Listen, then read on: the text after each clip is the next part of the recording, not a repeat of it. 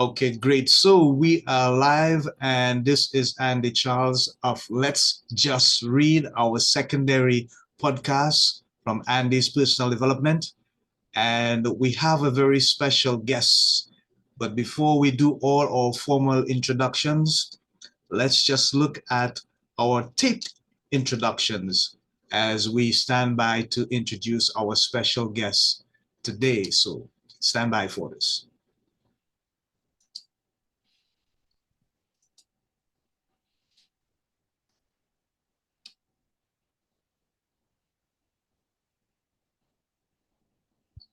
When we were young, we read more often because we had to. It was the only way for us to get knowledge and to be enlightened. Read to your heart's delight and be enlightened. Let's just read. It's a podcast by Andy's Personal Development. Stay tuned for more reading and enlightenment.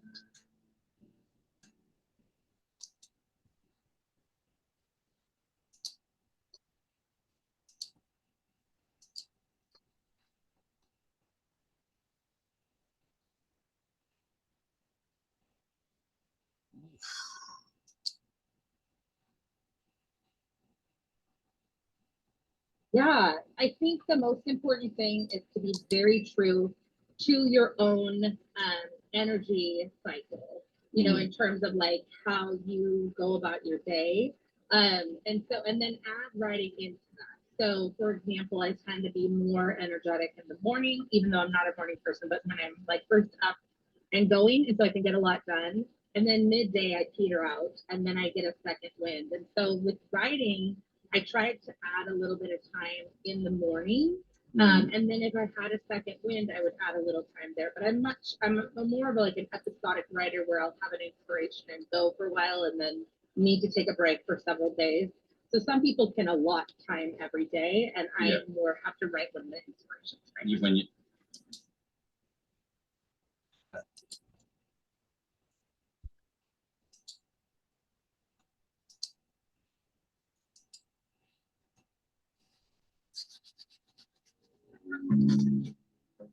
Our next guest on Let's Just Read is Riah Gonzalez. She's an author who's best known for her complete authenticity, raw honesty, and lovable humor.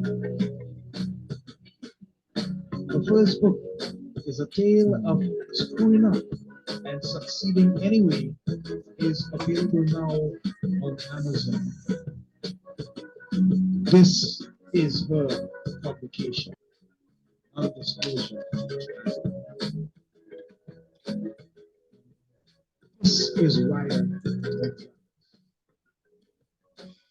She is very strong on family. So let's welcome this bold and authentic woman, Riah Gonzalez. So we are live back in Let's Just Read, and we have with us Riah Gonzalez. Riah, welcome. How are you today? I am so well. Thanks for having me. I appreciate the opportunity. Wonderful. Thanks for coming on and for taking the time to be with us. We will enjoy ourselves today. And you realize that I would have played one of your Facebook's videos. But before we get into that, tell us, when people hear your name, Riah Gonzalez, what is the thing that you want them to think about? What do you think, what you want come to their mind when they hear your name being mentioned? I would like them to associate my name with fun. I would like to associate my name with fun, even for myself sometimes, but I love to laugh. I love to be around people who like to laugh. And I think there's something really beautiful about the visual of a child like belly laughing. And we lose that somewhat as an adult. And so I'm working to get closer to that on a daily basis for myself and then bring that light to the world as well. Okay, great. Thanks for sharing. Tell us a bit about where you grew up and what it was like as a young lady growing up with your family. Yeah, I grew up in a very small town in Carnation, Washington, in the United States. Uh-huh. The town is, it's almost unreal how cliche it is, and the fact that it's so small. It's like 1 mile square, and you can walk from, one corner to the other corner. There's not a lot to do there. There was a grocery store, no stoplights or anything like that. And so it was a lot of making it up as you go. And I'm a child of the late 80s or of the 80s and 90s. And so there was no internet, no phones. And so you had to have an imagination, a hobby, or you're very bored. So that's pretty much where it was for me. Okay. And when did you decide that you should be a writer? When did that epiphany moment happen for you?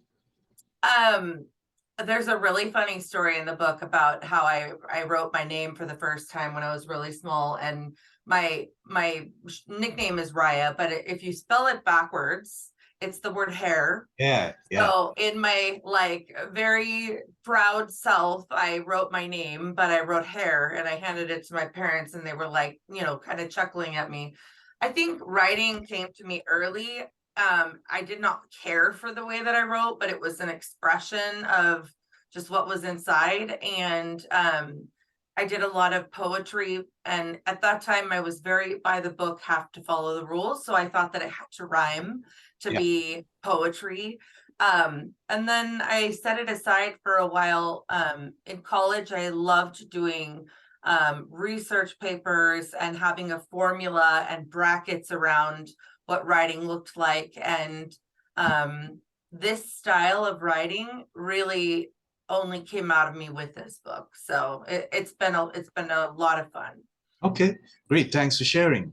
So here's the thing. It says that you are beloved for complete authenticity, raw honesty, and lovable humor. Can we safely say that there is a description of your attributes, your characteristics, your mannerisms? And is that what made you create the opportunity to write the book? Yes. I like to say that the book is like the tell-all you would want from a normal person. We see a lot on media about people maybe who started as a quote unquote normal person and the rise to fame and like all those kinds of things, but it still feels not real to us. It feels like that's somebody else's story. And so what I wanted was to take somebody who just is self-effacing enough to recognize that there's some dark humor in these struggles that we go through. And if we can take the time to be vulnerable and to be who we really are, and then laugh at ourselves a little bit. I mean, not all of it is laughable. Some of it is quite sad, but if you can't find the people who can see the sort of kernel of dark humor in some of these very sad situations, then you get stuck in that. And so I think that's the overarching theme, is just like, let's just be real and then find these little nuggets of joy and humor where we can. Okay, so let's focus a bit on the description of the team. And it says it's a tale of screwing up and succeeding anyway. How would you describe that in your own words? Well, they are my own words, and it is Yes. about my life. I think what it's a story. So the book is a story. It's a collection of stories from my life. Right. Some of them are sweet and innocent and formative of how I came to my version of what success is, because that is really what this is about. It's not letting other people determine what success means for you. It's about figuring out what that means for yourself. So that's some of it is that, and then some sad things that happened that really also were formative, unfortunately, in how I formed my self-esteem and how I moved into adulthood. But then, you know, I make mistakes. I'm 44 years old. I'm a parent of 3 and a wife of almost 25 years, and hopefully considered a friend to some. And because I'm human and flawed, I make mistakes, and sometimes they have lasting consequences to other people. And I think where we get stuck is once we embrace that we're going to make mistakes, we think that means that we can't also be successful. But if we determine what success means, that means that those two things can coincide. Right. And also, I think it's really important for people who are really struggling Mhm. and they don't see anything good in their life because they're in a very low point. Right. That's a huge component of the book too. There are many successes, even in very low points of your life. Mhm. If you're making a decision that leans you, let's just say leans you Yeah. in a better direction, that is a successful decision, even if it's not a good one. Okay. And so it's a message of hope. It's a message of saying, if you don't let other people say what success is, then this thing that you have in this existence and this time that you have, it can be flawed and perfect. Yeah. If Yeah. you said Yeah. it is, you Yeah. know what I mean? So that's really the message. Okay, great. I observe that you are stuck on the word success. And when you say it, there's a certain level of passion that you commit to it. So tell me, what specific success are you referring to, and how meaningful and personal is it to you? It's meaningful and personal, and I'm very passionate about it because what it means to me is nothing like what you think it is. Okay. When people see the full title of my book, they make an assumption Yeah.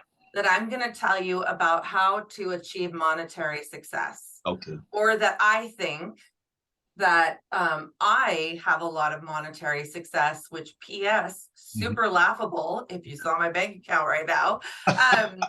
But it actually has nothing to do with money. It also has nothing to do with degrees or status in society or whether or not you fit the socioeconomic mold. If you have the house or the marriage or the kids or it's none of these things that we are told, or it's impressed upon us that we have to achieve. Right. To achieve what society or parents or culture or whatever tells us is success is an inner fulfillment. Yeah. And it's a moving target.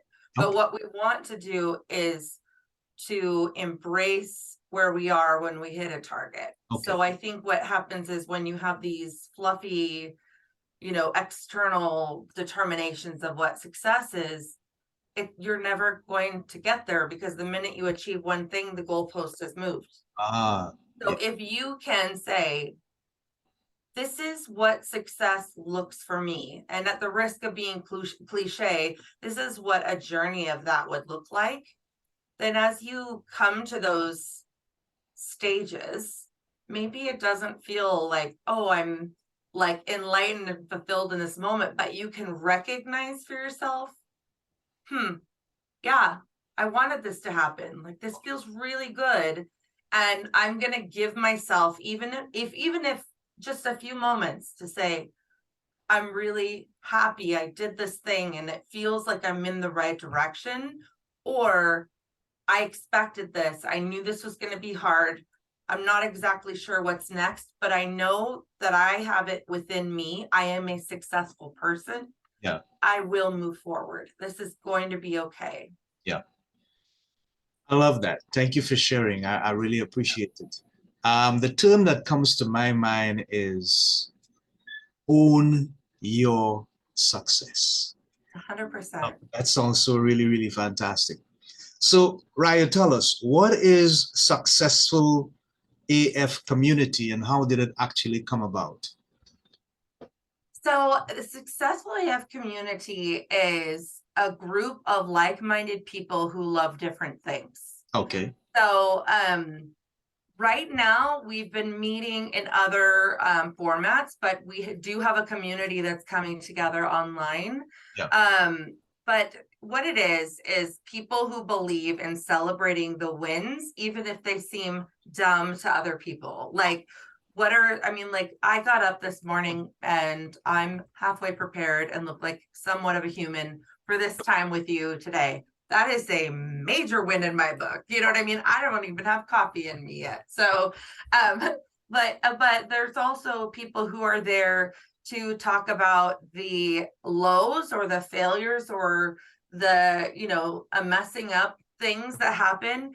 And I think the balance here is let's brag. It's okay to brag, but let's not do it at the expense of other people.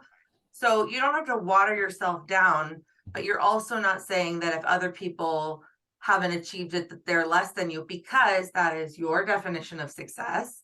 But also let's create this place where you can be real and you can say what's actually happening, and expect a place of learning and community and support. Yeah. And it's that place of vulnerability. And I like to, where I see this going is people who have different hobbies or interests or different areas where they're going to connect on a deeper level, creating this community that as a whole, this is the mentality and values of the group, but then also creating all these little subgroups where people who love crafting can talk about the wins and struggles of a crafting project, or people who love playing a video game or reading books, or who love setting specific goals or fitness or whatever it might be, because they're within those aspects of our life. There are wins and there are things, you have challenges, and it needs to be a place where you can come as real as you feel comfortable and know that it is a safe place to do so. And that people are also going to have skin in the game. They're also going to come as real as possible. And I'll just note there too, that as a sidebar of this book, I've had so many, really, truly, I feel blessed. So many strangers have sent me messages or reached out to me and told me extremely personal things about their lives. Okay. Trusted me with very personal things about their lives. And at first I'm like, why? I'm so honored and I love being there for people. Like, why would they do that? And then I'm like, oh, I told them the things that hurt me the most, the things that I'm most embarrassed or ashamed, but I'm learning from. Right. I let them in, so they know, okay, well, Riah just put her business all out there. Like, so I think it's okay for me to let the guard down a little bit and be able to share what I'm hurting with, but I don't feel like I can be real with other people. And that's on a greater scale what I hope to create. Hey, fantastic. I applaud you for that. I'm listening to you and I'm getting this warm, fuzzy feeling that if you spend 10 minutes listening to Riah Gonzalez speak, particularly on her core competencies and the thing that really motivates her, you're going to be inspired to do something better than what you're doing right now. I get that feeling. You have a gift, you are blessed. And it's because of that sense of openness and honesty and that raw passion about the truth in your life.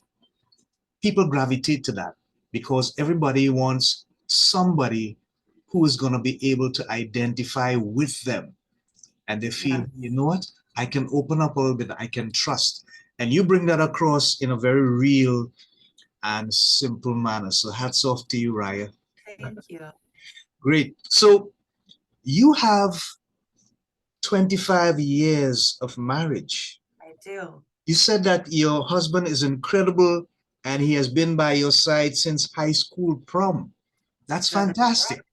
But how did you manage to keep things together for such a long time? And it would have been through difficult situations, challenges, and so on. But what kept the marriage together for you? A couple things. And I truly think that whatever you believe is a higher power, put some certain tools in my pocket real early. And that is Well, number one, I got married under very immature mentality. I was only 19 when I got married, and I desperately wanted to belong. I wanted to have a family. I wanted to be loved. And I thought that doing this by getting married and then immediately starting a family, I got pregnant right away. I thought that that would provide that for me. And that's not actually true. I mean, it's very, it's actually the opposite. It's so difficult to bring two very different people and then compound it by the fact that we were essentially teenagers. He was 20 and I was 19 when we got married, and then we became parents immediately. And so, and anyone who's been married knows that the first year of marriage is extremely difficult. And now imagine that one of you just graduated from high school and is also pregnant. That's like very challenging. Okay. I about 2 or 3 years into our marriage, I mean, the beginning we were solidified because I got pregnant and I was like, I'll be darned if I like don't make this work. But it was so hard. And I read a book. I wish I should find out the title of this book. I need to make like a TikTok on it or whatever. But it was a woman whose husband loved fishing. Oh. And she hated fishing. And it was like his whole world outside of her. And so the book was like something about like a successful marriage and other things I learned from the sea. So it was all these thoughts and journalings that she did while she was on a boat while he was fishing. And she made all of these analogies, and she talked about how you shouldn't poke holes in the shell of your boat because then you weaken it. And she was discussing how you don't talk about divorce ever. Yeah. Like you never talk about it. It is a swear word. You never bring it up. Because if you do, every time you say it, you're punching a hole in your boat. Okay, I get it. Because you're making it a real solution, because you're saying it out loud and you're threatening it, and it becomes a real solution. So we made a commitment early on. There's no out. There's no out. This is it. It's you and me. There's no out. And so there's been some very funny arguments that I look back on, and I'm so angry at him. And I say, I really don't like you. I really don't like you. But the joke is on you, because tomorrow you wake up and I'm your wife. Yes. So what are you going to do about it? Like, and so that's the thing. You take it off the table. And I think this is applicable for many parts of your life that you want to make a core commitment to. If you take quitting off the table, truly, if you take quitting off the table, what do you have to do the next day? Because the next day it's still there. So what are you going to do about it? And sometimes that means you pout for 4 days and you do nothing, but you're still married to that thing. Like, I'm still married to this man. And so it's, as you can imagine, multiple decades. We've lived together longer now than we have apart. And as we move into this, let's hope it's called the second half. I'm in my mid-40s. Like, I think about mortality and about, like what it will be like, if we don't do the whole Notebook movie thing and go together. Like, I can't even imagine what that would be like, because we complement each other. But I think it really is just a commitment to saying, this is what we choose for ourselves, and waking up every day, choose it again. Choose it again. Choose it again. You know what I mean? And make that fresh commitment. You don't have to renew your vows at 25 years. You can do it on a Tuesday, and then on Wednesday, and then Thursday and Friday. It's not always happy either, but it's constant and secure. I love it. Fantastic. Wonderful. Thanks for sharing. Yeah. So, I'm looking at your musical tastes, and it's quite You said if you're in a grocery store, you would dance to New Kids on the Block, Shakira, or Selena. Wow, that's interesting. Yes. How did you choose your genre of music? Oh man, that's just the tip of the iceberg. My dad is a musician. So, and he was like a hippie musician in the 60s and 70s. So he plays primarily guitar. He also sings, but he plays many instruments. And so I was raised on bluegrass, and folk music and gospel music. My dad was a worship leader in many of the churches that we went to.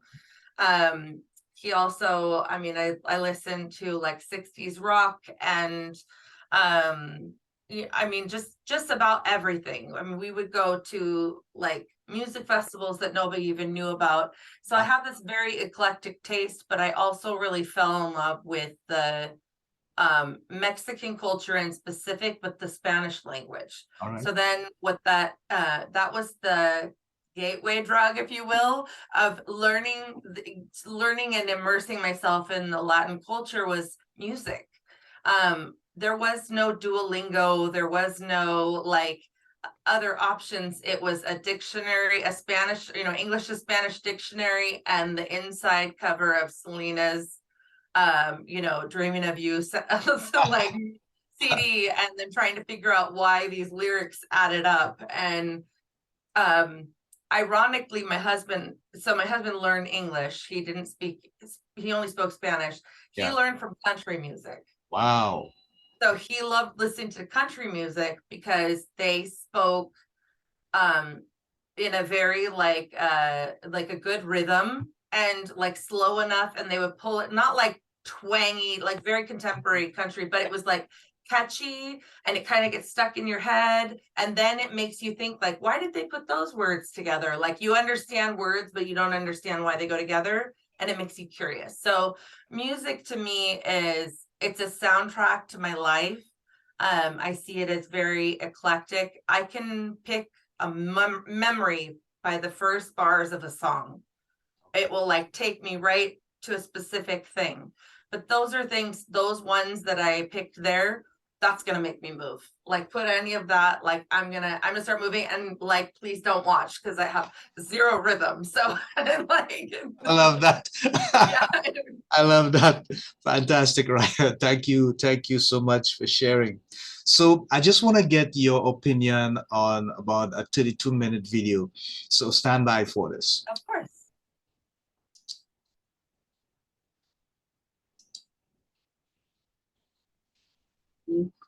They know that I'm going to treat that person the exact same way. If that person is not a good fit for me, I'm going to see how I can help them. Maybe they need somebody who's in a similar vein of what I do, but they want somebody different. I'm going to try to find somebody for them. Like I'm really willing to go the extra mile for whoever needs that help. And I think that society-wise, if we were to incorporate that more, we as a whole would be more successful. Right. So tell us a bit about that. Those comments were quite inspiring. Tell us a bit about it. Yeah, the origin of that conversation was business. But it's like almost a theology that I take in many corners of my life. And so I'm an entrepreneur, and so I do a lot of networking, and I like to tell people I'm a connector. So if you need somebody, I know somebody. So the point is I network with people who have absolutely nothing to do with my business, who can't who are very unlikely to be a client.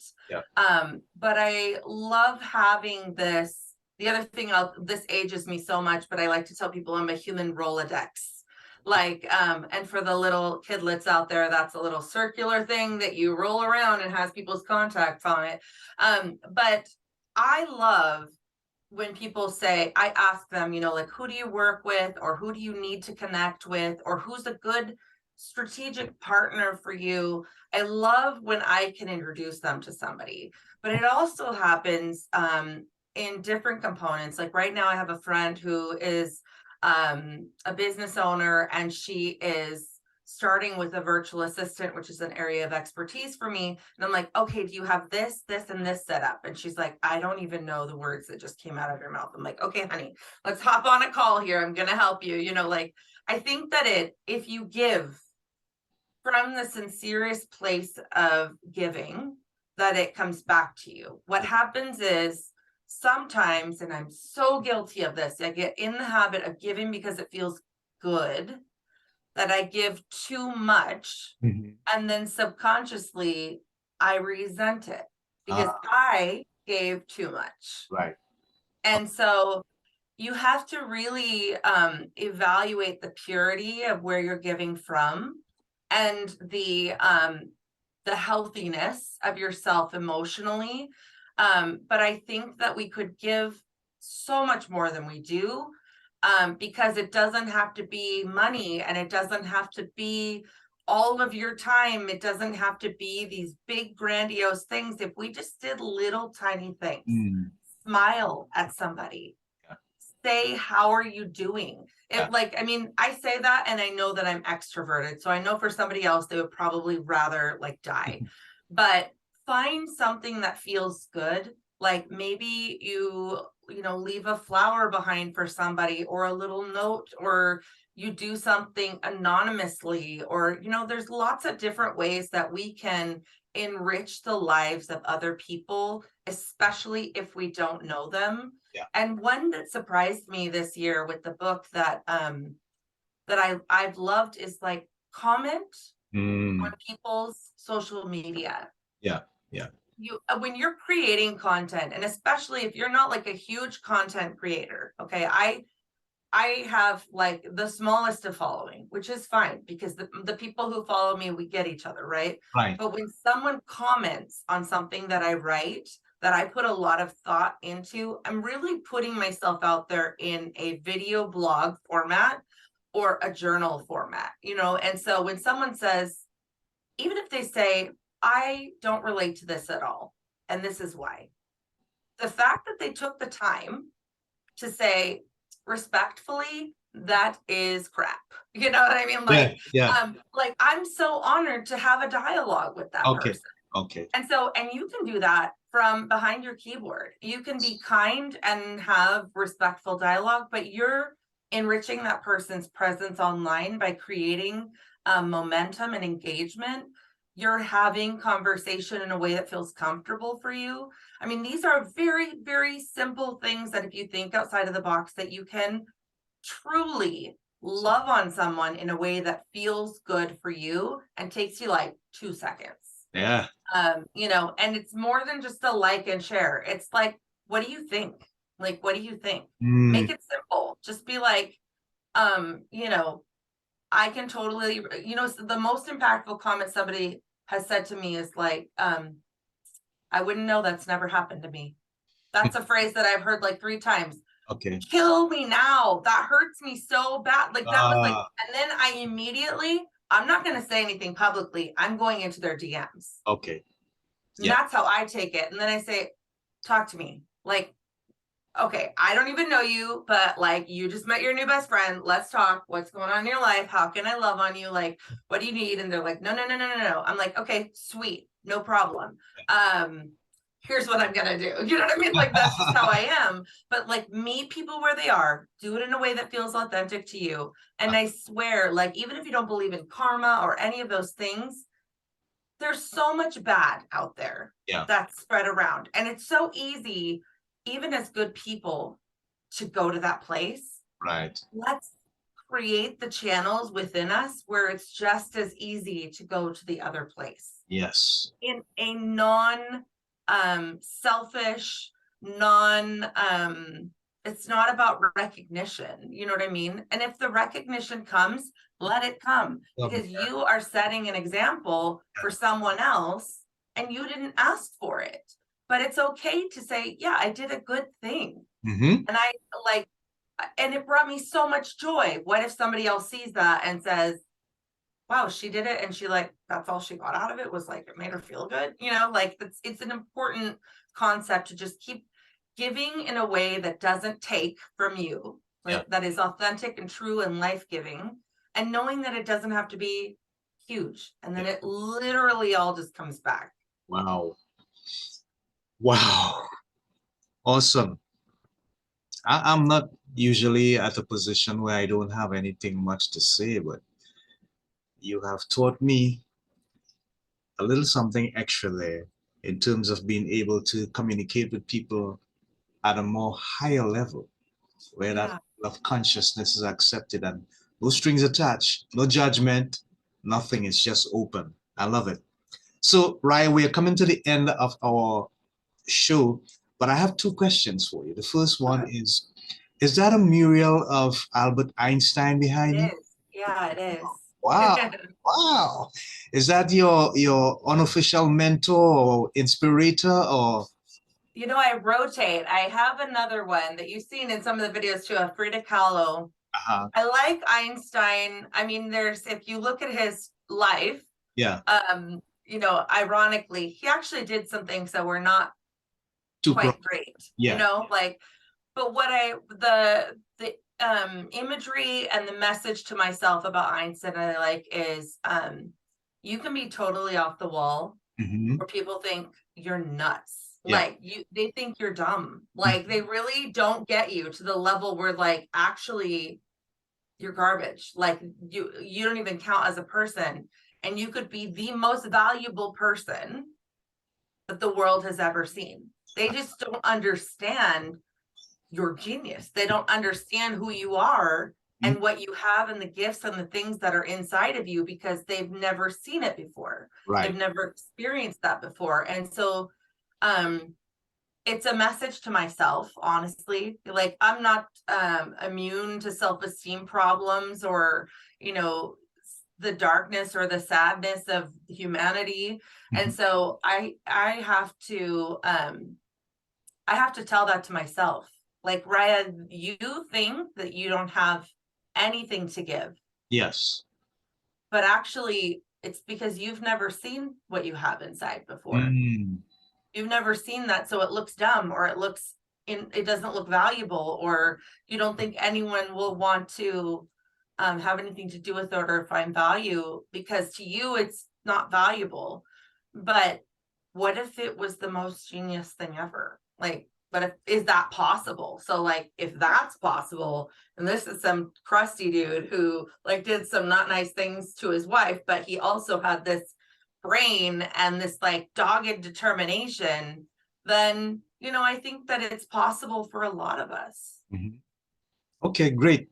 The thing that impressed me the most, among all the things that he said, is this thought. He said, the thinking that has got me this far is now the thinking that presents the problems or the Yes. challenges that I now have to deal with. And that hit me when I heard it the first time because I recognize that his genius lies in his ability to always be progressive in his thinking, Yes. be innovative in his approach to thinking. Something that we need so much to do in our world today. So finally, Riah, what is the future like for Riah Gonzalez? I think the best part is I have no idea how to answer that question. And it's also the worst part because I'm a person who craves stability and you know, like I would love to have the traditional success where you have all the monies and stuff, but I Mhm. also know like on a visceral level that that would never create the stability that I'm looking for. So the future looks like the continued journey to love, the Mhm. continued journey to build community in not a literal sense. I want to connect with people on an emotional and personal level Yeah. and to create within the flexibility to just go wherever that leads me. Okay. And you know, so that's where I'm at right now. And you know, who knows? Talk to me in 6 months or a year. Everything could be upside down but I believe in the best of ways. I think that there's only good that's coming. Wonderful. Thanks for sharing. You have been so refreshing, Raya, and wonderful conversation, inspirational. It's a lot of value, good content for people. Definitely inspirational and informative. So we just have about a minute before we wrap up. Actually, we are over the time, but that's all right. I've been having fun. Um, Tell people how they can make contact with you, how they can get your book, if you want to get them on your social handles, hashtag, and the successful AF community, if they're interested, how they can join and so on. Yeah, the so the best way to get a hold of me is either through Instagram or TikTok. Instagram, my handle is Riah Gonzalez, and it's Gonzalez, and it's _author. My handle is the same on TikTok. And both are just, the Instagram is more of the journal side, right? Of like my thoughts that way. And I'm really trying to dig into TikTok as the like raw. By raw, I mean, you get to see me like laying in bed crying sometimes, like whatever I'm thinking or feeling, and just having those conversations. And my truest desire is to have so many people in the comments, not because of vanity, but because I sincerely want to hear what people have to say, because conversation with other people makes us better. Yeah. And so I'm hoping to open that. And in all of those platforms, I have a link in bio where you can reach my community, you can reach free resources, and I answer everything. So if you DM me, I have an assistant. She doesn't touch that. That's me. So if you want to tell me what you ate for breakfast, send me a DM.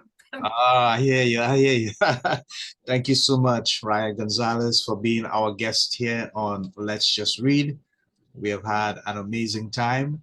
And as we wrap up, we'd like to say to you folks, please go get the book on Amazon, look her up on her website, Instagram. Just make contact with Riah, reach out to her.